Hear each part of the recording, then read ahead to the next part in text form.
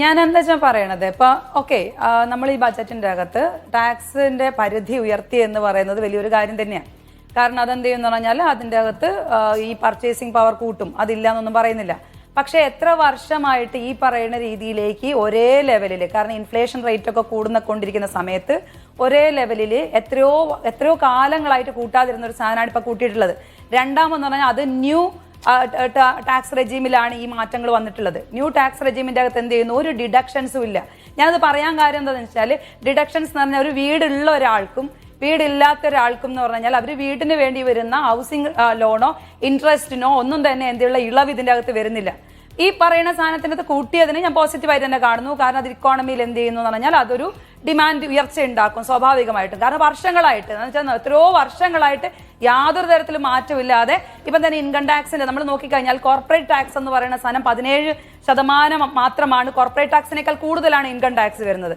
അപ്പൊ ഈ രീതിയിലേക്കുള്ള ഒരു മാറ്റം ഇനി അടുത്ത വരുന്ന നമ്മുടെ ബജറ്റിന്റെ അകത്തുള്ള എക്സ്പെക്ട് ചെയ്യുന്ന ഇൻകത്തിന്റെ അകത്ത് എത്ര കൂടുതൽ ഉണ്ടാക്കാൻ പറ്റും എന്നുള്ളതിനെ കുറിച്ച് എനിക്ക് അറിഞ്ഞൂടാ. പക്ഷേ ഈ മാറ്റം എന്ന് പറയുന്ന സാധനം, ഈ പരിധി ഉയർത്തി എന്ന് പറയുന്നത് മിഡിൽ ക്ലാസിനെ സംബന്ധിച്ച് അവരുടെ കൺസംഷൻ ഉയർത്തുകയും അതുപോലെ തന്നെ അത് നമ്മളുടെ ഡിമാൻഡ് സൈഡിലുള്ള ഒരു പുഷ് ഉണ്ടാക്കുകയും ചെയ്യുന്നുള്ളതിൻ്റെ അകത്ത് സംശയമില്ല. അത് നല്ലൊരു കാര്യം തന്നെയാണ്. പക്ഷെ അതിന്റെ അകത്ത് എന്ത് ചെയ്യുന്നു എന്ന് പറഞ്ഞാൽ നിങ്ങളുടെ ടാക്സിന്റെ അകത്തോ മറ്റു തരത്തിലൊക്കെ ഡിഡക്ഷൻസിന്റെ ഒന്നും തന്നെ യാതൊരു തരത്തിലേക്കുള്ള ആ രീതിയിലേക്കുള്ള പഴയ റെജീമിന്റെ അകത്തുള്ള ആളുകൾക്കല്ല ഈ ഫെസിലിറ്റി ഉള്ളത്.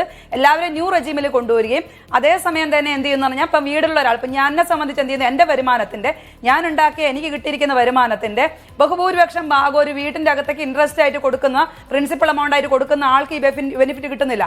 അതേസമയം സ്വന്തമായി വീടുള്ള, സ്വന്തമായിട്ട് എല്ലാ സാധനമുള്ള ആളുകൾക്ക് ഈ പറയണ ഈക്വൽ ആയിട്ട് കാണുകയാണ് ചെയ്യുന്നത്.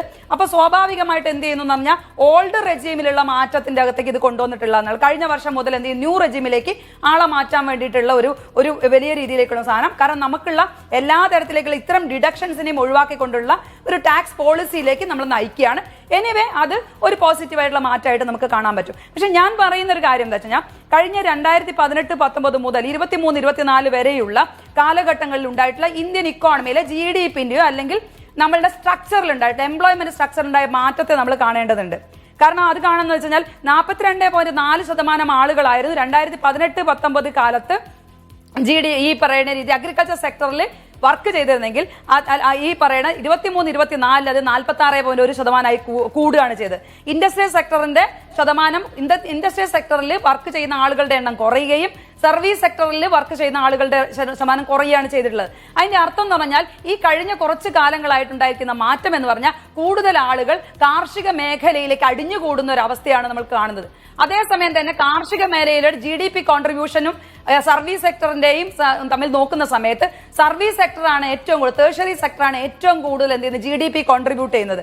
അപ്പോൾ ഈ അതുപോലെ തന്നെ മാത്രമല്ല നമ്മൾ കാണേണ്ടതെന്ന് വെച്ചാൽ ഈ പറയുന്ന രീതിയിലേക്ക് ഇപ്പൊ കാർഷിക മേഖലയുടെ കോൺട്രിബ്യൂഷൻ കൂടുതൽ ആളുകൾ വർക്ക് ചെയ്യുന്ന ഒരു കാർഷിക മേഖലയിലാണ്. ഇപ്പൊ MSMEസിന്റെ അകത്തൊക്കെ കൂടിയിട്ടുണ്ടായിരുന്നെങ്കിൽ, നമ്മളിപ്പോ പറയുന്നു ഈ പറയുന്ന രീതിയിലേക്ക് മാറ്റം ഉണ്ടാവുകയായിരുന്നെങ്കിൽ, MSMEസിൽ മാറ്റം ഉണ്ടാവുകയാണെങ്കിൽ മാനുഫാക്ചറിംഗ് സെക്ടറിലേക്ക് പെർസെന്റേജ് വൈസ് കൂടുതൽ ഉണ്ടാവണം.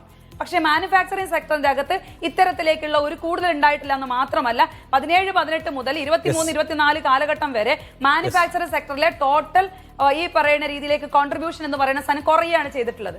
അതിന്റെ അർത്ഥം എന്ന് പറഞ്ഞാൽ ഇപ്പൊ നമ്മൾ ഈ പറയുന്ന ഒരു ബജറ്റിന് മാത്രമല്ല, നമ്മൾ ഇതുവരെയുള്ള കണക്ക് വെച്ചുകൊണ്ടാണ് നമ്മൾ ബജറ്റിന്റെ അകത്ത് പ്രഖ്യാപനം ഉണ്ടാവേണ്ടത്. ഈ കാർഷിക മേഖലയിലേക്ക് ആളുകൾ കൂടുന്നതിന് പകരം ഈ കാർഷിക മേഖലയിൽ നിന്ന് ഇൻഡസ്ട്രിയൽ സെക്ടറിന്റെയും സർവീസ് സെക്ടറിലേക്കും ആളുകളെ മാറ്റാൻ വേണ്ടി അവരുടെ വർക്ക് ചെയ്യാനുള്ള തൊഴിലവസരം കൂട്ടാൻ വേണ്ടി എന്ത് തരത്തിലേക്കുള്ള നടപടികളാണ് ഈ ബജറ്റിന്റെ അകത്ത് മുന്നോട്ട് വെച്ചിട്ടുള്ളതെന്ന് വെച്ച് കഴിഞ്ഞാൽ നമുക്ക് അത്തരത്തിലേക്കുള്ള എന്തെങ്കിലും തരത്തിൽ ആ മേഖല പരിശോധിക്കുമ്പോൾ നിരാശാജനകമായ പലതും കാണാൻ കഴിയുന്നുണ്ട്. ശരിയാണ്, ടാക്സിനകത്ത് ഇളവ് കൊണ്ടുവന്നത് ഒരു ചലനം ഉണ്ടാക്കുമെങ്കിൽ കൂടി അഡ്രസ് ചെയ്യേണ്ട പല മേഖലയിലും തൊട്ടിട്ടില്ല എന്ന വിമർശനവും കൂടി ഒരു വശത്ത് ഉയർന്നു നിൽക്കുകയാണ്.